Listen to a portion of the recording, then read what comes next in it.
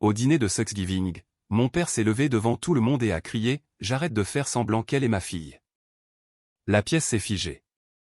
Mes mains tremblaient, mais j'ai souri, je me suis levé lentement et j'ai dit « Si tu es honnête ce soir », je suis allé vers le placard du couloir, j'ai sorti une vieille petite chose.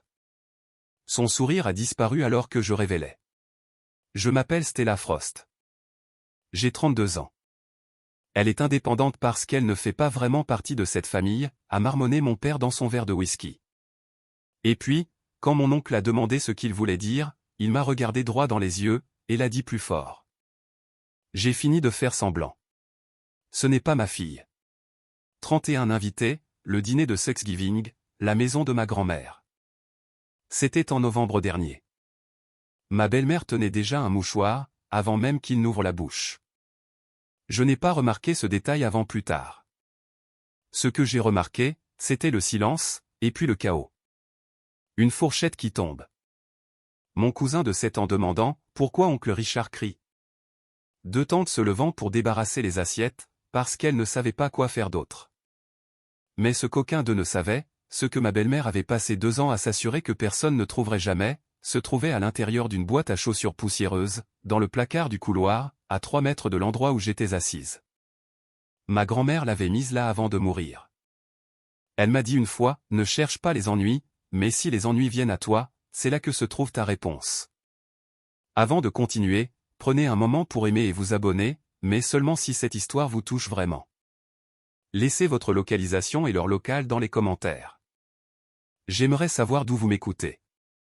Maintenant, laissez-moi vous ramener 19 ans en arrière, à la semaine où ma mère a été enterrée, et à la première fois où tout a commencé à changer. J'avais 13 ans quand nous avons enterré ma mère. Cancer de l'ovaire, 8 mois entre le diagnostic et les funérailles. Je me souviens d'être resté au bord du cercueil, dans une robe noire que ma mère avait choisie pour mon bal de fin d'année de 3e, parce que personne n'avait pensé à m'acheter quelque chose pour un enterrement.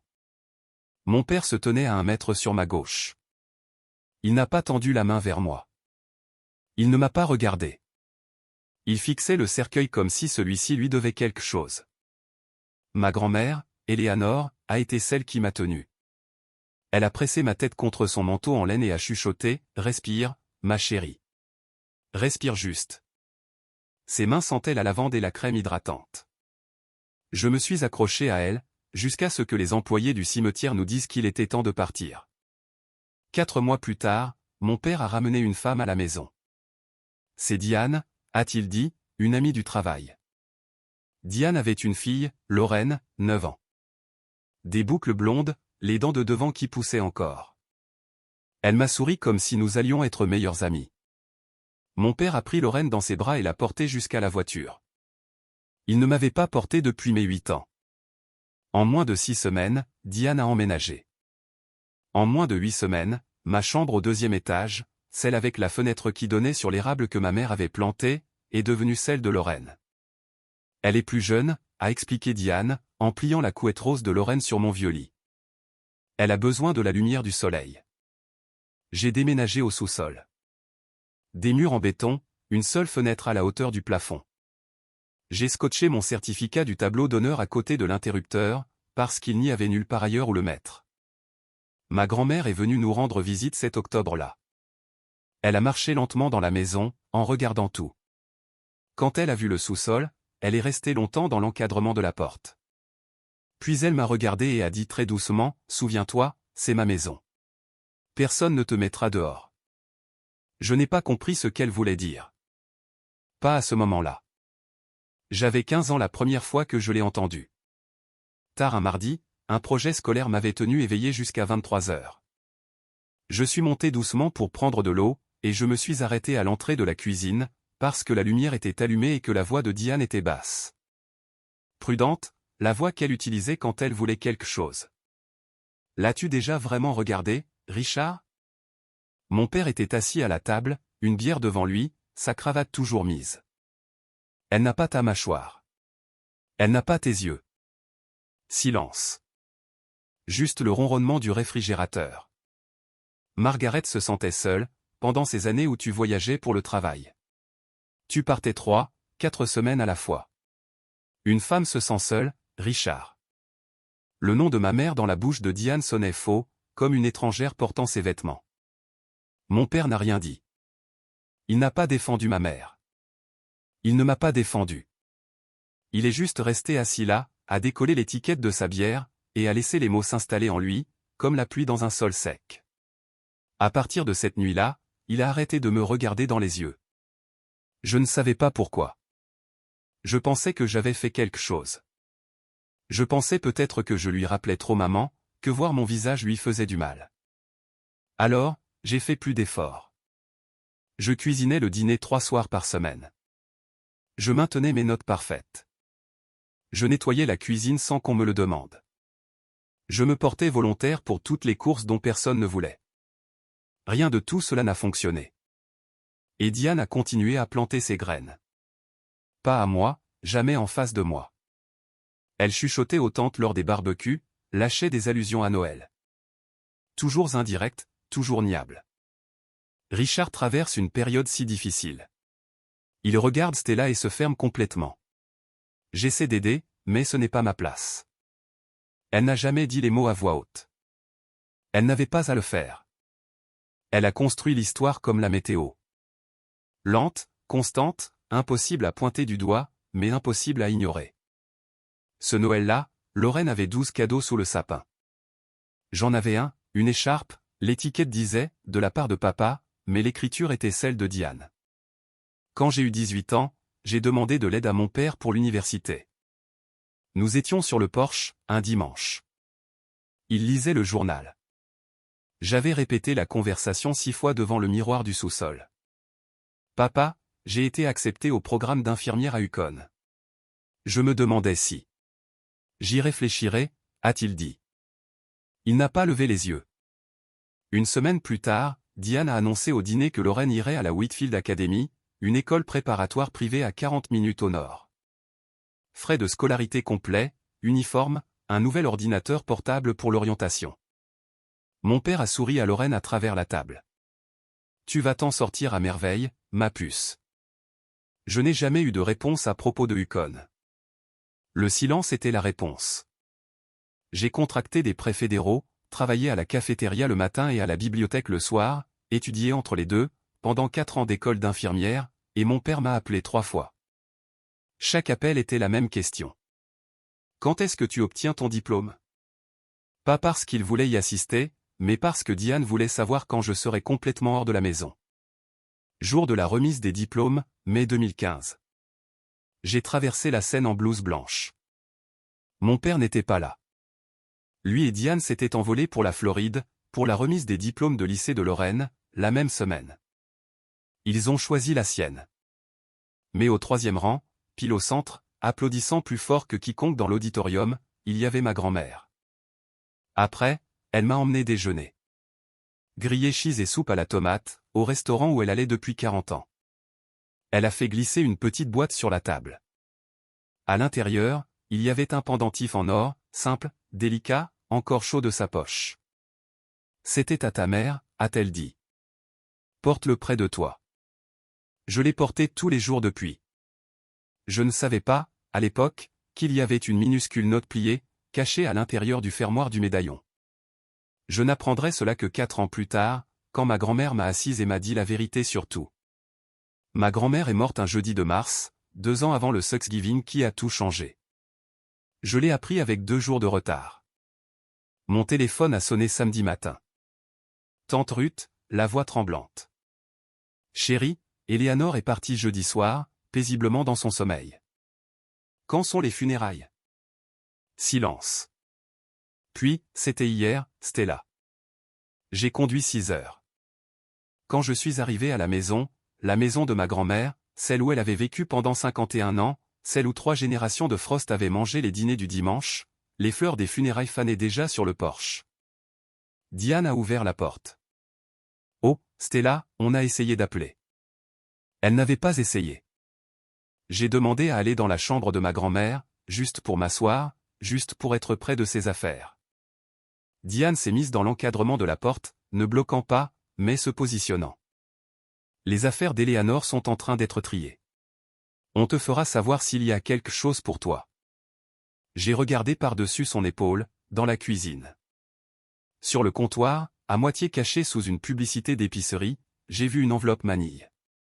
L'adresse de l'expéditeur indiquait « Alderman & Associates » en caractère bleu foncé, un cabinet d'avocats. Diane a suivi mon regard, sa main a bougé, décontracté, exercé, et a glissé l'enveloppe sous une pile de courrier, comme si elle rangeait, comme si de rien n'était. « Quand le testament sera-t-il lu ?» ai-je demandé.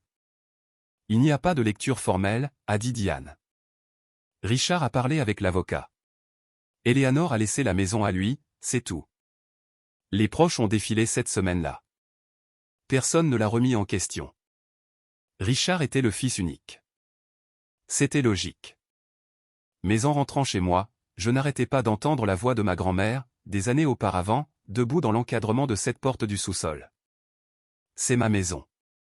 J'ai passé le placard du couloir en sortant. Ma main a touché la poignée de porte, l'a tenue une seconde, puis j'ai lâché prise. Je pensais que ma grand-mère était partie. Je pensais que tout ce qu'elle avait gardé n'avait plus d'importance. J'avais tort à ce sujet, aussi. Je dois revenir 3 ans avant la mort de ma grand-mère, en 2019, au jour où elle m'a dit la vérité. Ma grand-mère avait 77 ans cette année-là, et elle était vive comme l'éclair. Elle a organisé un bilan de santé familiale. Les maladies cardiaques étaient courantes dans la lignée Frost. Son mari, mon grand-père, était mort d'une crise cardiaque massive à 61 ans. Elle voulait que tout le monde soit testé. Elle a réservé un samedi au cabinet du docteur Perkins. Richard est venu. Je suis venu. Tante Ruth est montée de Hartford. Quelques cousins. Nous avons tous donné des échantillons de sang et de salive pour un bilan de risque cardiaque.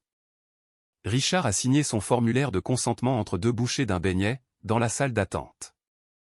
Routine, sans événement. 2 semaines plus tard, ma grand-mère m'a demandé de venir chez elle, seule. Elle était assise à sa table de cuisine, avec 2 tasses de thé déjà servies. Elle m'a regardé comme elle le faisait toujours, comme si elle pouvait voir chaque version de moi, 13, 27 et 40 ans, tout à la fois. J'ai entendu ce que Diane raconte à ton père, a-t-elle dit. À propos de ta mère, à propos de toi. Mon estomac s'est serré. Ce n'est pas vrai, Stella. Rien de tout ça. Ta mère était fidèle. Elle était bonne. Et j'ai des preuves. Elle m'a dit qu'elle avait demandé à Hartford Genomics de faire un test de paternité à partir des échantillons du bilan de santé, le mien et celui de Richard. J'avais donné mon échantillon volontairement, et elle avait demandé le test supplémentaire avec ma connaissance, maintenant assise juste ici, demandant mon consentement. Fais-le, ai-je dit. Je n'ai pas hésité. 3 semaines plus tard, le résultat est revenu. Probabilité de paternité, 99,998%. Ma grand-mère a scellé le résultat dans une enveloppe, avec une lettre qu'elle avait déjà écrite.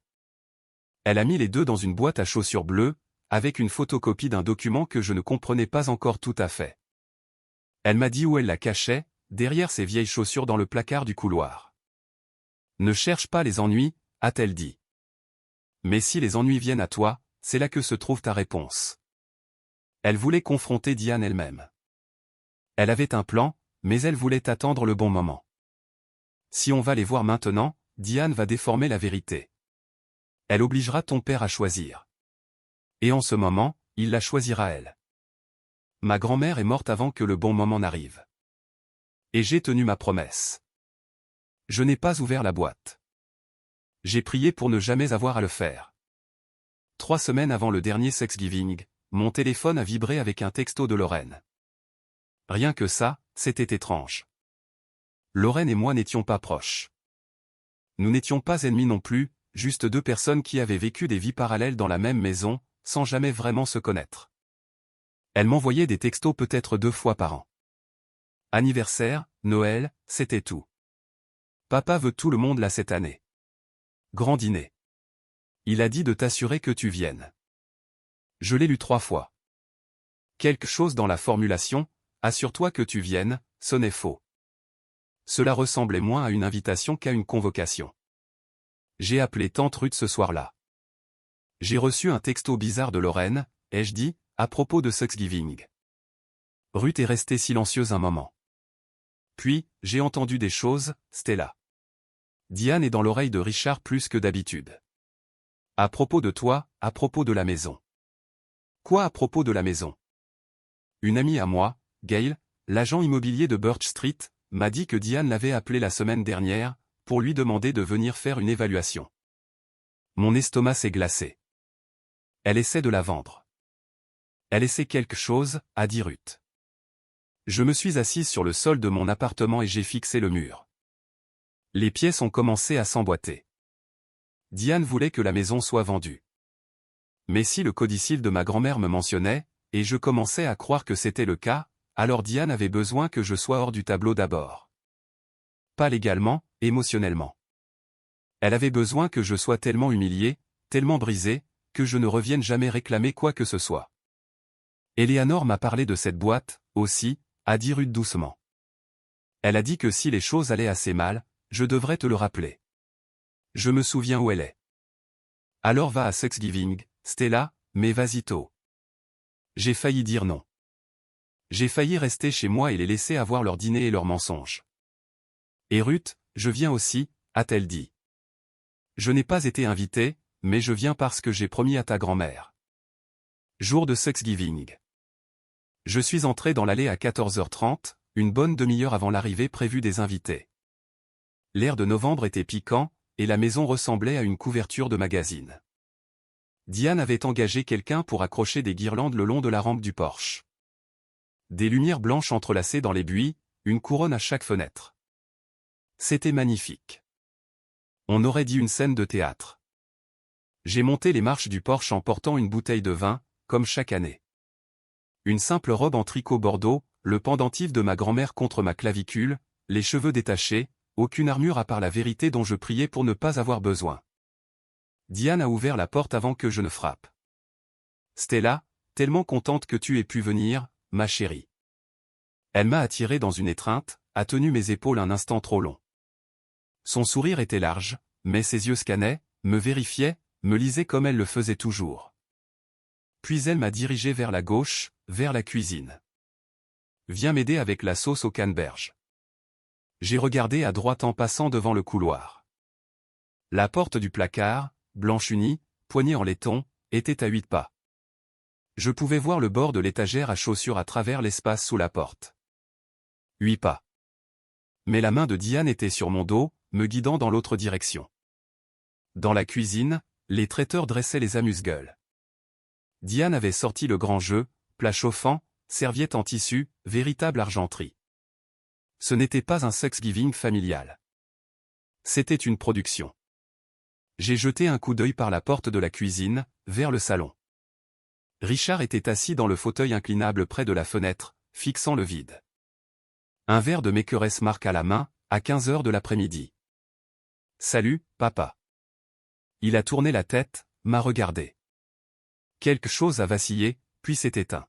« Tu es venu, a-t-il dit. »« Pas, je suis content. »« Pas, tu es joli. » Juste une confirmation. Comme cocher un nom sur une liste. Des voitures entraient dans l'allée, des portes claquaient, des voix sur le porche. Je n'avais pas encore atteint le placard.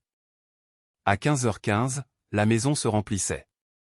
Des cousins que je n'avais pas vus depuis un an. Les copains de golf de Richard, les amis de Diane de son club de lecture. 2 femmes que je n'avais jamais rencontrées. Toutes deux trop habillées, toutes deux riant trop fort à tout ce que disait Diane. J'ai attendu.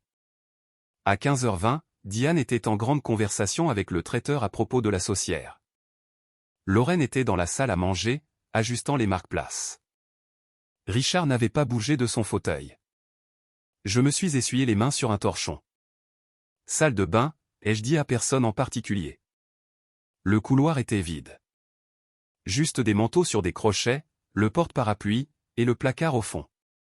J'ai marché normalement, je ne me suis pas précipité. Mon pouls battait dans ma gorge. J'ai ouvert la porte du placard.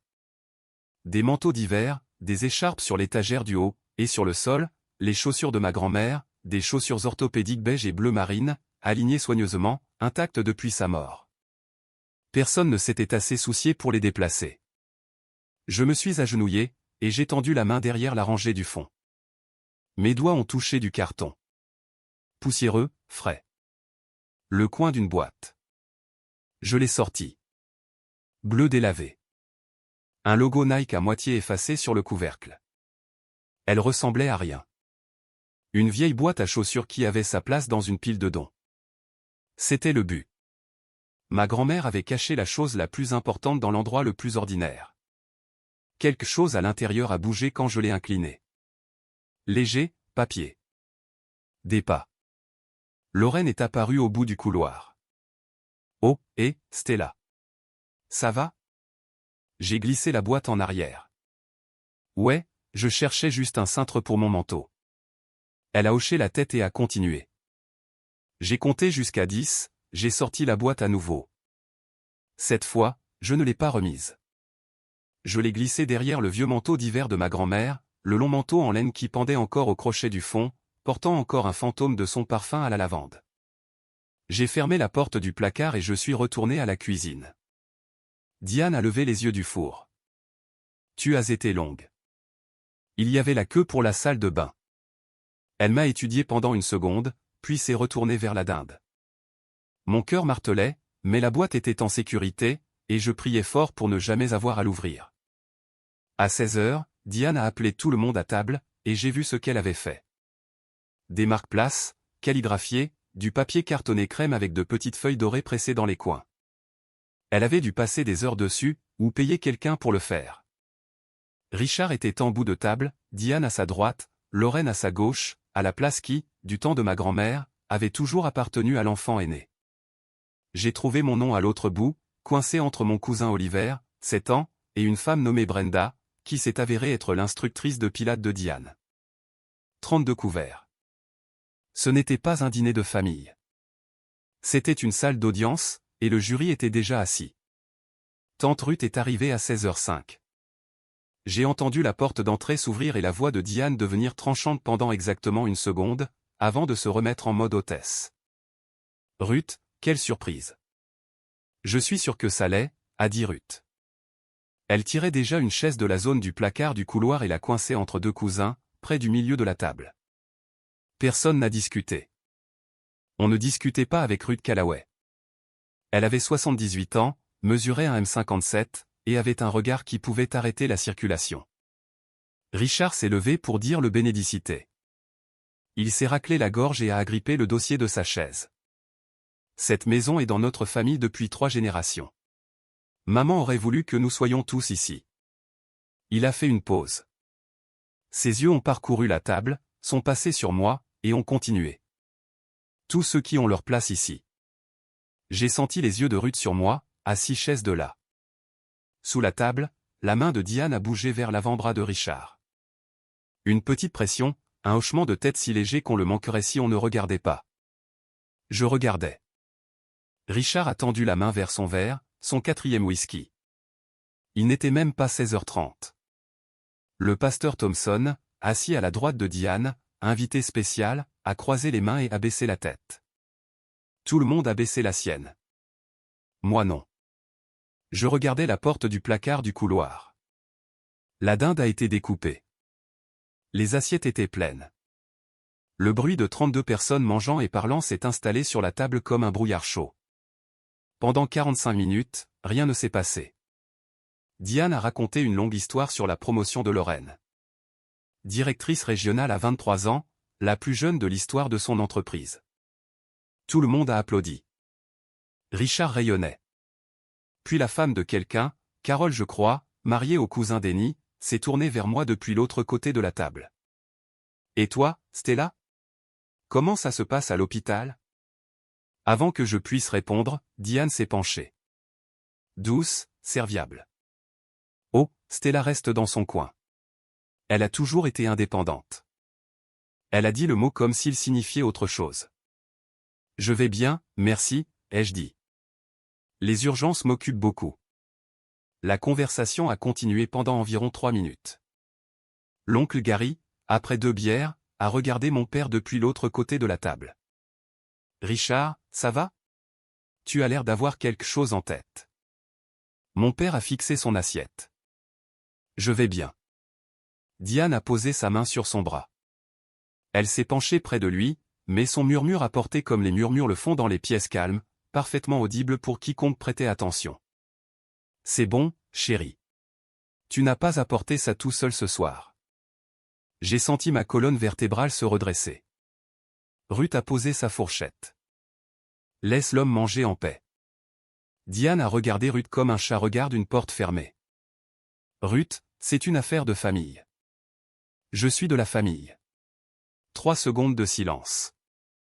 Le genre où tout le monde devient soudainement très intéressé par sa purée de pommes de terre.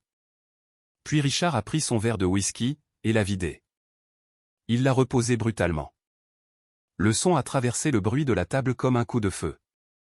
Toutes les têtes se sont tournées. Il a reculé sa chaise et il s'est levé. Mon père se tenait en bout de table, les 2 mains à plat sur le bois. Comme un homme se tient quand il essaie de se maintenir droit. La femme de quelqu'un a dit « Richard, assieds-toi. Prends de la tarte. » Il ne s'est pas assis. « Je porte quelque chose depuis longtemps, » a-t-il dit. Sa voix était épaisse, instable, faite de whisky et de 18 années de la voix de Diane dans son oreille. Elle est indépendante parce qu'elle ne fait pas vraiment partie de cette famille. Les mots ont atterri comme une gifle. Carole a arrêté de mâcher. Denny a posé sa fourchette. « Oncle Gary, de quoi tu parles, Rich ?» Mon père m'a regardé, droit sur moi. Et je l'ai vu, une lueur juste pendant une demi-seconde. Le père dont je me souvenais d'avant, celui qui me portait sur ses épaules à travers le verger de pommiers. Ses yeux étaient humides et sa mâchoire était serrée, et je pouvais voir qu'il savait, quelque part au fond, que ce qu'il s'apprêtait à dire était mal. Il l'a dit quand même. J'ai fini de faire semblant. Ce n'est pas ma fille. Margaret n'était pas fidèle. Je le sais depuis des années. La pièce s'est brisée. Une fourchette a heurté une assiette. Oliver, 7 ans, assis juste à côté de moi, a tiré sur la manche de sa mère. Pourquoi oncle Richard crie? 2 de mes tantes se sont levées simultanément et ont commencé à débarrasser les plats. Pas parce que c'était l'heure, mais parce qu'elles ne savaient pas quoi faire d'autre de leurs mains. Quelqu'un vers le bout de la table, je n'ai pas vu qui, a glissé un téléphone et l'a tenu bas sous la table, enregistrant ou envoyant des textos. Je ne savais pas lequel. Oncle Gary s'est reculé de la table et est sorti sur le porche sans un mot. Diane a pressé un mouchoir sur son œil, et j'ai réalisé, en y repensant, en assemblant les pièces, qu'elle avait ce mouchoir dans sa main avant même que mon père ne se lève. Elle l'avait tenu tout ce temps. Je suis resté assise, figée. 10 secondes, 15, le silence le plus long de ma vie. Mes mains tremblaient sur mes genoux. Mes yeux brûlaient. Toute la pièce me regardait, attendant que je pleure, que je crie, que je cours. Puis je l'ai senti. Le pendentif, le collier de ma grand-mère, chaud contre ma poitrine. J'ai posé ma serviette sur la table. J'ai reculé ma chaise. Les pieds ont grincé contre le parquet. Et dans le silence, cela a sonné comme une porte qui s'ouvre. Je me suis levé. Ma voix est sortie plus calme que je ne le prévoyais. Plus stable, aussi. Pas parce que j'étais calme, mais parce que tout en moi s'était immobilisé, comme l'air s'immobilise avant une tempête.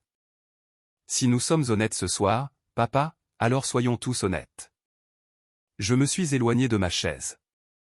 La pièce me suivait du regard.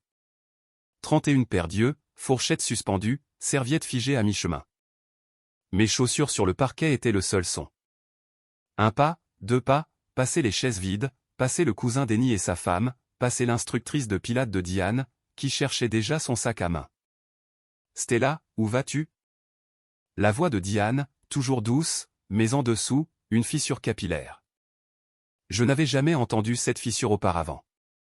Je n'ai pas répondu. Le placard du couloir était à 10 pas. Je l'ai atteint en 8. J'ai ouvert la porte et l'odeur de ma grand-mère m'a frappé. Lavande, laine, et la légère odeur de cèdre des vieux embauchoirs. J'ai tendu la main derrière son manteau d'hiver, mes doigts se sont refermés sur la boîte, poussiéreuse, légère, ordinaire. Je l'ai tenue contre ma poitrine et je me suis retourné vers la salle à manger. 31 visages, la lumière des bougies, la dinde à moitié découpée au centre de la table, comme une pièce maîtresse absurde pour la pire nuit de ma vie. Diane était debout maintenant. Qu'est-ce que c'est? Plus aucune douceur.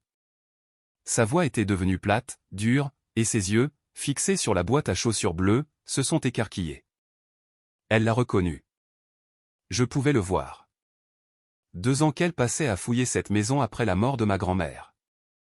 Chaque tiroir, chaque étagère, chaque placard, elle n'avait rien trouvé parce qu'elle cherchait quelque chose d'important, et ma grand-mère l'avait caché à l'intérieur de quelque chose d'ordinaire.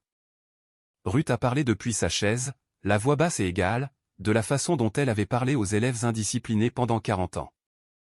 Diane, assieds-toi. Diane ne s'est pas assise, mais elle n'a pas avancé non plus. J'ai posé la boîte sur la table. Entre la sauce au canneberge et les bougies, j'ai soulevé le couvercle. Au-dessus, plié une fois, scellé dans une pochette en plastique transparent, une lettre, l'écriture de ma grand-mère, tremblante, inimitable. Diane a bougé vite, pas vers la boîte, vers le public. Elle s'est tournée vers la pièce avec les 2 paumes vers le haut, les larmes coulant déjà. La performance était instantanée, sans couture, comme si elle l'avait répété devant un miroir. C'est exactement ce que j'ai dit à Richard. Elle est venue ici avec un plan. Sa voix montait. Elle est jalouse de Lorraine depuis le premier jour. Elle ne supporte pas que cette famille ait avancé sans elle. Elle a pressé le mouchoir sur sa gorge, un geste de délicatesse, de souffrance. J'ai donné 18 ans à cette famille. 18 ans et c'est ce que je reçois. Quelques personnes ont bougé sur leur siège. Brenda, l'amie du Pilate, a hoché la tête avec sympathie, mais la plupart de la table regardait la boîte, pas Diane. Peut-être que nous devrions tous juste, à commencer une de mes tantes. Je suis calme, a claqué Diane. Le masque a glissé pendant exactement 1 seconde.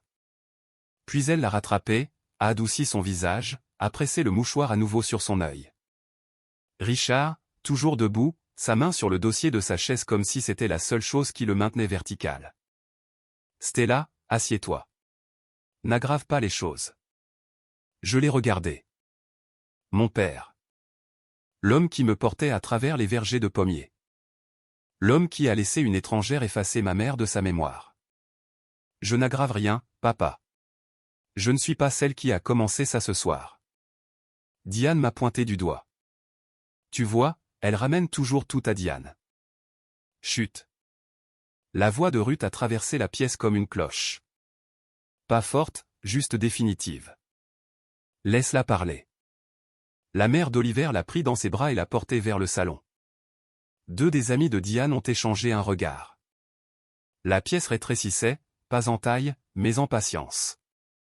J'ai glissé la lettre hors de sa pochette en plastique, je l'ai dépliée. L'écriture de ma grand-mère s'est brouillée pendant 1 seconde parce que mes yeux étaient humides, et j'ai cligné des yeux forts jusqu'à ce qu'elle se stabilise. J'ai commencé à lire. Chère Stella. Ma voix s'est brisée sur son nom. J'ai avalé ma salive, j'ai recommencé. Chère Stella, si tu lis ceci, cela signifie que les choses sont allées assez mal. Je suis désolé de ne pas avoir pu arranger ça de mon vivant. J'ai essayé, mais Diane est patiente, et ton père est faible. Un son est venu de l'autre bout de la table. Quelqu'un, je pense que c'était tante Carole, a inspiré brusquement. Ta mère Margaret aimait ton père jusqu'au jour où elle a fermé les yeux. Elle était fidèle. Elle était bonne. Les choses que Diane a chuchotées à son sujet, je les ai entendues. Toutes. J'ai dû m'arrêter, respirer. Les mots étaient ceux de ma grand-mère. Mais la colère derrière eux était la mienne, aussi. La colère pour ma mère, qui ne pouvait pas se défendre, qui était morte depuis 19 ans et qui était toujours traitée de menteuse par une femme qui ne l'avait jamais rencontrée. Et je ne laisserai pas une femme morte être calomniée dans sa propre maison. Marcus, mon cousin, s'est penché en arrière sur sa chaise et a couvert sa bouche avec sa main. Dans cette boîte, j'ai laissé ce que j'ai pu rassembler. Pas pour la vengeance, Stella, pour la vérité. Parce que la vérité est la seule chose qu'on ne peut pas t'enlever. J'ai posé la lettre. Mes mains tremblaient. La pièce était si silencieuse. Je pouvais entendre les bougies vaciller. La voix de Richard, mince. Maman était confuse à la fin. Elle ne savait pas ce qu'elle. Ruth l'a coupé sans élever la voix. Éléanore était plus vive à 80 ans que la plupart des gens dans cette pièce, Richard, y compris toi. Diane, les bras croisés. Les radotages d'une vieille femme. Cela ne prouve rien. Ruth m'a regardé, stable, certaine, de la même façon que ma grand-mère me regardait. Il y a plus dans cette boîte, Stella. Continue. J'ai mis la main dans la boîte et j'ai sorti la deuxième enveloppe.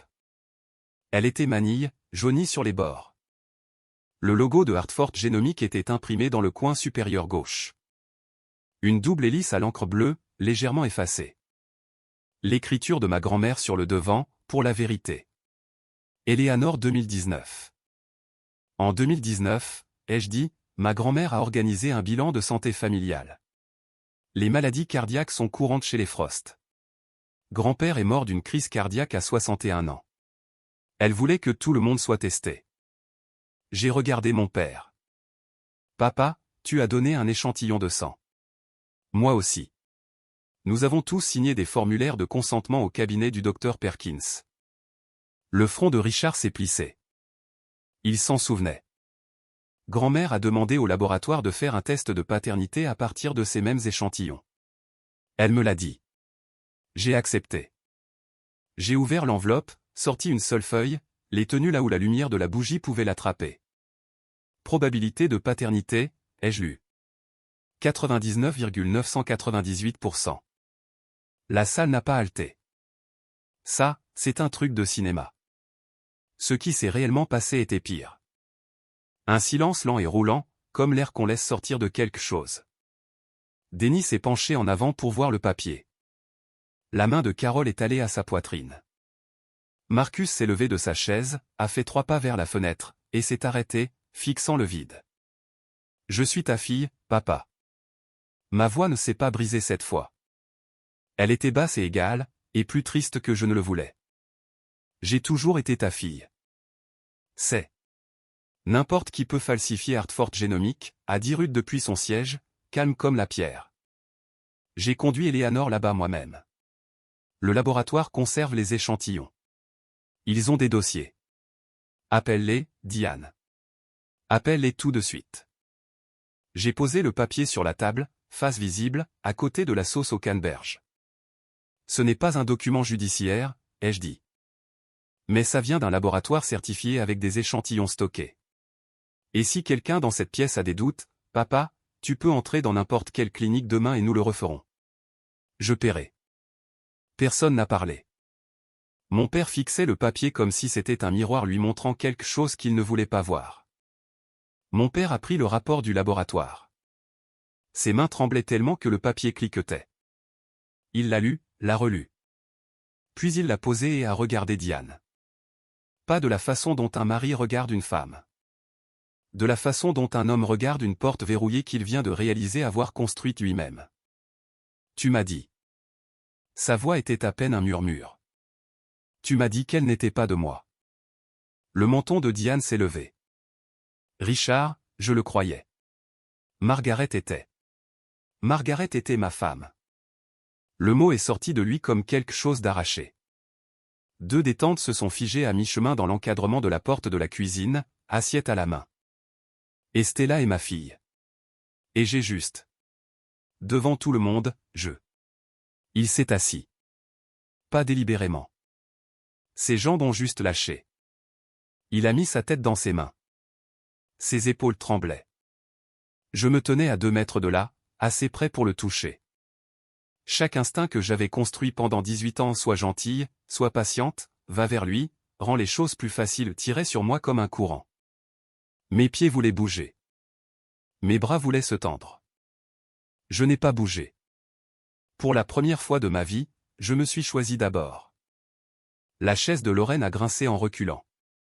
Elle s'est levée sans regarder personne, a marché jusqu'à la porte d'entrée et a disparu sur le porche. La porte a cliqué en se fermant derrière elle. Diane était toujours debout, jouant toujours, mais le public s'était retourné. Richard, elle manipule. Arrête. Un mot. Mon père l'a dit sans lever la tête de ses mains. Un mot destiné à la femme qu'il avait choisie à ma place pendant 18 ans. Mais assise dans cette salle à manger, à le regarder s'effondrer, je n'ai pas ressenti de victoire. J'ai ressenti le poids de toutes les années où ce mot est arrivé trop tard. 18 ans trop tard pour une syllabe. Les bougies vacillaient. la dinde restait intacte. Et j'avais encore une chose dans la boîte. J'ai mis la main dans la boîte une dernière fois. Le dernier objet était un document photocopié. 4 pages agrafées au coin, avec l'écriture de ma grand-mère dans la marge. Original chez Alderman & Associates. Ceci est une copie. J'ai dit, l'original est chez l'avocat de ma grand-mère, mais c'est ce qu'elle voulait que tout le monde sache. J'ai lu la section pertinente à haute voix. Ma voix était stable maintenant, pas parce que je ne tremblais pas à l'intérieur, mais parce que les mots de ma grand-mère méritaient d'être entendus clairement. Je, Eleanor Marie Frost, étant saine d'esprit, modifie par la présente mon dernier testament avec le codicile suivant, je lègue la résidence familiale au 14 Maple Hill Road à ma petite-fille, Stella Margaret Frost, en pleine et inconditionnelle propriété. Quelqu'un a chuchoté, « Oh mon Dieu, je n'ai pas vu qui. » Le codicile indique la raison, ai-je continué. Mon fils Richard a été indûment influencé dans ses décisions concernant son aîné. Je laisse la maison familiale à Stella pour m'assurer qu'elle ait toujours un endroit à elle. Diane est devenue blanche, pas rouge. Blanche. La couleur a quitté son visage comme l'eau s'écoulant d'un évier. Ce n'est pas valide, a-t-elle dit. Richard m'a dit qu'Eleanor lui avait tout laissé. Ruth a parlé, toujours assise, toujours calme. Parce que tu as caché les lettres du cabinet d'avocat, Diane. Maître Alderman a envoyé 2 lettres de notification à cette maison. Aucune des 2 n'a reçu de réponse. Elle a fait une pause. Il me l'a dit lui-même. La pièce s'est tournée vers Diane comme une girouette tourne dans un vent changeant. Pas tout d'un coup, mais inévitablement. Richard a levé la tête. Ses yeux étaient gonflés. Sa voix était à vif. Tu as caché le testament de ma mère? Diane a attrapé son sac à main au dos de sa chaise. Sa bouche s'est ouverte, puis fermée. Pour la première fois en 18 ans, Diane Frost n'avait rien à dire. La voix de Ruth l'a suivie jusqu'à la porte. Tu peux partir, Diane, mais la vérité reste. Diane s'est arrêtée dans l'embrasure de la porte, son sac serré contre sa poitrine comme un bouclier. Elle s'est retournée une dernière fois. Je m'attendais à du venin. Ce que j'ai eu était presque pire. Une supplique déguisée en indignation. Vous faites tous une erreur. J'ai donné les meilleures années de ma vie à cette famille. Marcus, qui se tenait près de la fenêtre les bras croisés depuis le résultat ADN, a secoué la tête lentement. Diane, allez. 2 mots. Mais la fatigue dans sa voix, la déception, portaient plus de poids que n'importe quel discours. Une de mes tantes a pris un plat de service et est entrée dans la cuisine sans regarder Diane. Une autre a suivi. Pas dramatique, pas conflictuel, juste fini. La façon dont les femmes du Midwest mettent fin aux choses en refusant tranquillement d'être dans la même pièce. Diane a regardé Richard. Tu viens? Il était toujours sur sa chaise, tenant toujours le rapport de laboratoire. Il n'a pas levé les yeux. J'ai besoin d'une minute. Richard. Il n'a rien dit. Diane est partie. Ses talons ont claqué en descendant les marches avant. Une portière de voiture a claqué. Le moteur a démarré. Le gravier a craqué alors qu'elle reculait hors de l'allée. Et puis, le silence. 30 personnes dans une salle à manger. Les bougies brûlant bas. La nourriture refroidissant. Personne ne savait quoi faire ensuite, parce qu'il n'y a pas de manuel de savoir-vivre pour ça. Pas de chapitre intitulé « Que servir après que les mensonges de votre belle-mère se sont effondrés à table ». Le pasteur Thompson a plié sa serviette soigneusement. Je pense que la famille aurait besoin d'un peu d'espace, a-t-il dit, et quelques amis de Diane et les copains de golf ont murmuré leur accord, rassemblant leurs manteaux, disant des au revoir étouffés. Je suis sorti sur le porche pour prendre l'air, et c'est là que j'ai trouvé Lorraine. Elle était assise sur la marche du haut, les coudes sur les genoux, fixant l'allée où les feux arrière de sa mère venaient de disparaître. Elle ne pleurait pas pour Diane. Je pouvais le voir. Elle pleurait pour la chose en dessous. La réalisation que la vie qu'elle vivait, la famille qu'elle pensait avoir, avait été construite sur une fondation dans laquelle sa mère versait du poison depuis 18 ans. Et la fondation venait de se fissurer. À 19 h, la maison était presque vide. Quelques proches s'attardaient dans la cuisine, emballant les restes dans du papier d'aluminium, parlant à voix basse. Ruth lavait la vaisselle à l'évier comme si c'était n'importe quel autre jeudi. des mains stables, de l'eau chaude, aucun mouvement inutile. Je me suis assise sur la marche du bas de l'escalier avec mon téléphone à la main. J'avais déjà composé le numéro imprimé sur la page de couverture du codicille. Gérald Alderman, avocat. Ça a sonné 4 fois. Boîte vocale. Une voix d'homme âgé. Calme. Vous avez joint le bureau de Gérald Alderman. Nous sommes fermés pour les vacances. Veuillez laisser un message et nous vous rappellerons le jour ouvrable suivant. J'ai pressé le téléphone contre mon oreille et j'ai essayé de garder ma voix égale. Monsieur Alderman, c'est Stella Frost, la petite fille d'Eleanor Frost. J'ai trouvé la boîte. J'ai besoin de vous parler. S'il vous plaît, rappelez-moi. J'ai raccroché, fixé l'écran. Rien. La confirmation devrait attendre. Richard était toujours à la table de la salle à manger, seul maintenant. Les couverts avaient été débarrassés autour de lui, mais il n'avait pas bougé. Il ressemblait à un homme assis dans les ruines de quelque chose qu'il avait aidé à démolir. Je suis passé devant lui vers l'escalier, je me suis arrêté. Je reste ici ce soir, papa, dans la chambre de grand-mère.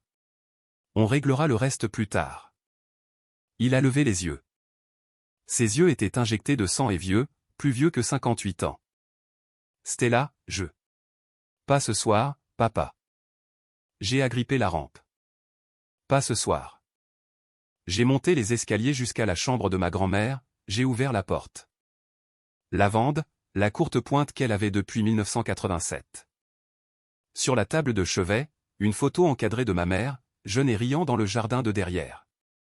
Diane avait enlevé toutes les autres photos de Margaret de cette maison, mais elle n'était jamais entrée dans cette chambre. Je me suis allongé sur le lit de ma grand-mère, j'ai tenu la boîte à chaussures bleues vide contre ma poitrine. Elle avait fait son travail.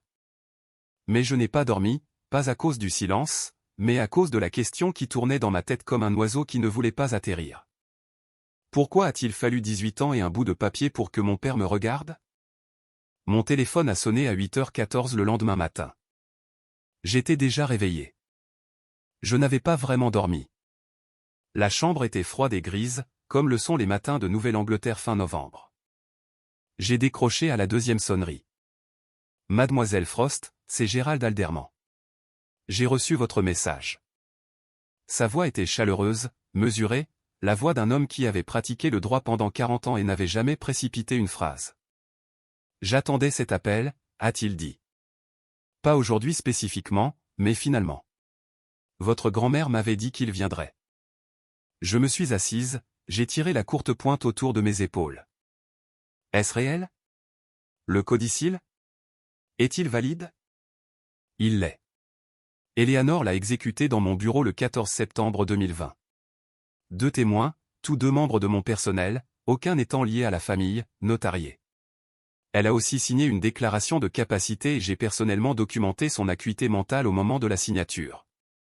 Il a fait une pause. J'ai envoyé 2 lettres de notification à la maison après son décès. Aucune n'a été retournée.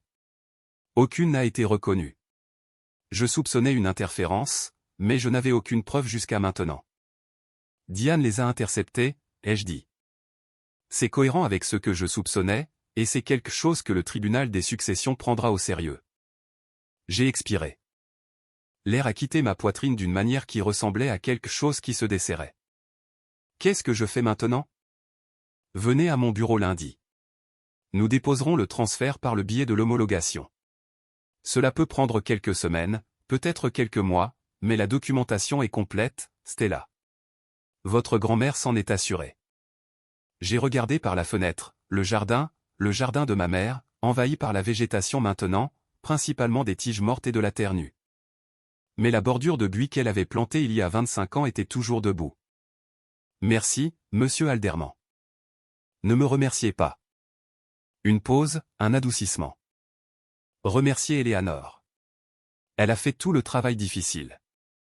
J'ai raccroché, posé le téléphone sur la courte pointe, pressé mes paumes contre mes yeux jusqu'à ce que les larmes s'arrêtent. Puis je suis descendu faire du café, parce que le monde continue de tourner même après s'être brisé. 2 semaines plus tard, voici à quoi ressemblaient les décombres. Diane a engagé un avocat. L'avocat a examiné le codicille, 2 témoins indépendants, la notarisation, la déclaration de capacité, le dépôt au comté, et a refusé de prendre l'affaire. Il n'y avait rien à contester. Ma grand-mère avait construit sa paperasse comme une forteresse. Diane a ensuite appelé le pasteur Thompson, lui a demandé de s'asseoir avec moi et de parler de pardon et d'unité familiale.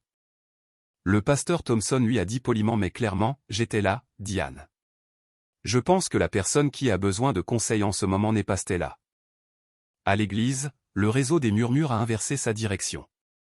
Pendant 18 ans, Diane avait été la seconde épouse dévouée, la femme qui avait sauvé Richard de son chagrin. Soudain, les gens se souvenaient de choses. De petits moments, des commentaires désinvoltes qui semblaient différents sous ce nouvel éclairage. Elle parlait toujours par-dessus Stella lors des repas partage. Vous vous souvenez quand elle a oublié d'inviter Stella au spectacle de Noël? La même communauté qui avait hoché la tête à la version de Diane pendant près de 2 décennies était maintenant en train de réécrire l'histoire, doucement, inconfortablement. Mon téléphone s'est rempli de messages. Marcus, ta grand-mère serait si fière. Tante Carole, je suis désolé de ne pas l'avoir vue plus tôt. Quelques personnes sont restées silencieuses. Je ne les blâmais pas. Il faut du temps pour admettre qu'on a été dupé. Alderman a appelé avec une dernière information, les lettres de notification interceptées. Le refus de Diane de répondre à la correspondance juridique concernant la succession pourrait être signalé au tribunal des successions. Le tribunal pourrait la sanctionner, potentiellement lui interdire toute implication dans de futures procédures successorales. J'ai choisi de ne pas poursuivre. Je voulais la maison et la vérité. C'était suffisant. Puis le pasteur m'a appelé en privé et il m'a dit quelque chose que je ne m'attendais pas à entendre. Il y a 3 ans, a-t-il dit, ta grand-mère est venue me voir. Elle a demandé mon avis sur la rédaction d'un codicille, si c'était la bonne chose à faire. Qu'est-ce que vous lui avez dit? Je lui ai dit de suivre sa conscience, et elle s'est assise dans le fauteuil où tu es probablement assise en ce moment et a dit, ma petite fille aura besoin d'une armure un jour. C'est la meilleure que je puisse forger. J'ai pressé le téléphone contre mon front et j'ai pleuré pour la première fois depuis Thanksgiving. Lorraine a appelé un dimanche, 3 semaines après Thanksgiving. J'étais à la table de la cuisine dans mon appartement, en train d'évaluer si je pouvais me permettre de prendre des congés sans solde pour le processus d'homologation, quand son nom est apparu sur mon téléphone. J'ai failli laisser aller sur la messagerie. Puis j'ai décroché. Et, Lorraine. Et. Sa voix était petite, plus jeune que 23 ans. Tu as 1 minute? Oui. 4 secondes de silence. Je les ai laissés passer. Je pense que je savais que quelque chose n'allait pas. Elle l'a dit lentement, comme si elle posait chaque mot sur une surface et vérifiait s'il supporterait son poids. Je ne voulais juste pas regarder. J'ai fermé mon ordinateur portable, je lui ai donné le silence dont elle avait besoin. J'ai vu comment maman te traitait. J'ai vu papa arrêter de te regarder et j'ai juste continué à prendre les bonnes parts pour moi. La chambre, les frais de scolarité, la place à table. Son souffle s'est bloqué. Je me disais que ce n'était pas mon problème, que c'était entre toi et papa. Mais ce n'est pas vrai, n'est-ce pas? Non, ai-je dit, ce n'est pas vrai. Plus de silence, un reniflement. Maman continue de m'appeler. Elle dit que tu as volé la maison, que grand-mère Eleanor était sénile, que tu as manipulé tout le monde. Qu'est-ce que tu en penses? La plus longue pause de l'appel. Puis très doucement, je pense que grand-mère Eleanor était la seule personne honnête dans cette maison. Je ne me suis pas précipité pour la réconforter. Je n'ai pas non plus enfoncé le clou. Elle avait 23 ans et l'histoire dans laquelle elle avait vécu, celle où sa mère était l'héroïne et moi l'étrangère difficile, s'était effondrée. Ce genre de prise de conscience n'a pas besoin de conseils. Il a besoin d'espace. J'apprécie que tu dises ça, Lorraine. Ça demandait du courage. Je ne sais pas ce qui se passe maintenant. Je ne vais pas te dire quoi faire au sujet de ta mère. C'est ton chemin. Mais si jamais tu veux parler, juste toi et moi, pas de camp. Je décrocherai. D'accord. D'accord. Nous avons raccroché. C'était la conversation la plus courte et la plus honnête que nous ayons jamais eue. Mon père a demandé à me rencontrer dans un café. Terrain neutre. J'ai accepté. Il était déjà là quand je suis arrivé. Banquette d'angle. Americano intact. Les deux mains enroulées autour de la tasse comme s'il essayait de se réchauffer de l'intérieur. Il avait l'air d'avoir 10 ans de plus qu'à Thanksgiving. J'ai regardé de vieilles photos hier soir, a-t-il dit avant même que je ne m'assoie. Tu as les yeux de ma mère. Tu as le sourire de Margaret. Il a avalé sa salive. Comment ai-je pu me laisser oublier ça? J'ai enlevé mon manteau, l'ai accroché au crochet, me suis assise en face de lui. Tu n'as pas oublié, papa. Tu as choisi de croire quelqu'un d'autre. Il a tressailli. Pas de façon dramatique, juste une petite contraction autour des yeux, comme la lumière du soleil frappant une blessure. Elle a commencé 6 mois après le mariage, a-t-il dit. Diane, elle m'a dit qu'elle avait trouvé de vieux messages dans le téléphone de Margaret. Elle a dit qu'elle ne voulait pas me blesser, mais qu'elle pensait que je méritais de savoir. Il fixait son café. Margaret était partie. Elle ne pouvait pas me dire que ce n'était pas vrai. C'était là. La partie la plus cruelle de toute la stratégie de Diane. Elle avait attaqué quelqu'un qui ne pouvait pas riposter. Tu aurais pu faire un test ADN à n'importe quel moment en 18 ans, papa. $100, 3 jours. J'avais peur. Tu n'avais pas peur que la réponse prouve qu'elle avait raison. J'ai gardé ma voix égale. Je lui devais ça. Tu avais peur que ça prouve qu'elle avait tort, parce qu'alors tu aurais dû faire face à ce que tu m'as fait. Le café bourdonnait autour de nous. Un mixeur, un rire, la vie normale. Qui continuait. Je suis désolé, Stella. Je ne suis pas encore prête à te pardonner, papa. Peut-être un jour, mais pas parce que tu dis désolé aujourd'hui. Parce que tu changeras vraiment. Il a hoché la tête. Il n'a pas discuté. C'était quelque chose. La maison est à moi maintenant. Grand-mère s'en est assurée. Je ne la vends pas. Je ne te mets pas dehors. J'ai zippé mon manteau. Mais les mensonges de Diane ne sont plus les bienvenus dans cette maison. Et si tu veux faire partie de ma vie, tu dois le mériter à partir de maintenant. J'ai laissé de l'argent pour les 2 cafés sur la table. J'ai marché jusqu'à la porte. Je ne me suis pas retourné. Pas par cruauté, par autopréservation, parce que si je m'étais retourné et que je l'avais vu pleurer, j'aurais peut-être pu me rasseoir et recommencer tout le cycle. Et j'en avais fini avec ce cycle. Un mois après Thanksgiving, la paperasse d'homologation avançait. Alderman a dit que tout était simple. Quelques semaines de plus, peut-être 2 mois, et le transfert de titre serait définitif. En attendant, j'avais commencé à venir à la maison le week-end, pas pour la réclamer, mais pour me souvenir. J'ai passé un samedi à nettoyer la chambre de ma grand-mère. Dans le placard, j'ai trouvé 3 boîtes à chaussures, du genre ordinaire, pas la bleue, remplies de photos. Stella a 2 ans sur les épaules de Richard à la foire du comté. Margaret dans le jardin, de la terre sur les genoux, riant de quiconque était derrière l'appareil photo. Eleanor me tenant le jour de la remise des diplômes. Son visage fendu par le sourire le plus large que j'ai jamais vu sur elle. J'ai porté les photos en bas. Le mur du salon, celui au-dessus de la cheminée, était nu. Diane avait remplacé chaque photo de famille par ses propres choix il y a des années. Des paysages, des impressions génériques, rien avec un visage. J'ai accroché la photo de Margaret en premier, au centre du mur.